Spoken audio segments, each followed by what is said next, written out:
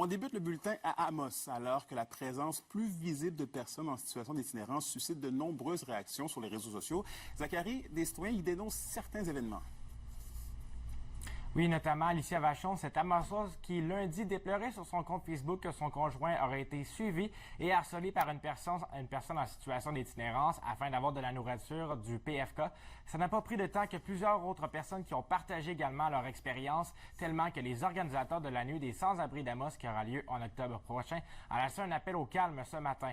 Ils rappellent que l'itinérance est en avant tout une réalité qui est humaine et que les déplacés, les personnes qui sont concernées, sans leur offrir une solution concrète ne fait que déplacer leurs problèmes ailleurs.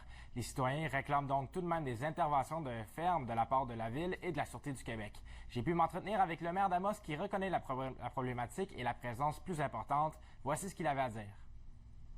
Oui, on peut aider, mais ça reste qu'on n'est pas habilité, puis c'est pas nous qui avons la meilleure compétence pour prendre les meilleures décisions.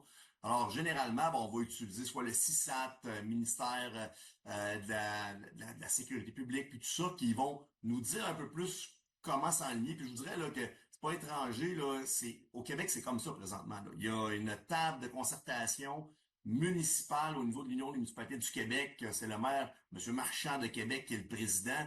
Tout le monde se pose la question, comment est-ce qu'on peut essayer de contrer le fléau de l'itinérance? Comment est-ce qu'on peut être dans l'action puis aider? Bon, une fois que ça c'est dit, quelle action peut poser la Ville? Le maire Sébastien Dastou me disait qu'il faut miser sur une meilleure offre d'hébergement à long terme et que depuis quelques mois, la Ville dit travailler de près avec les organismes communautaires et les autres paliers de gouvernement pour trouver des solutions concrètes. C'est sûr que comme ville, on s'assure d'entretien des parcs, nettoyage, puis tout ça. Cet hiver, on a travaillé fort pour installer une roulotte de chaleur parce que il y a eu des températures extrêmement froides, puis on voulait s'assurer que les gens soient...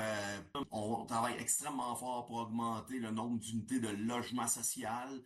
On vient d'inaugurer le Centurion, il va en avoir d'autres.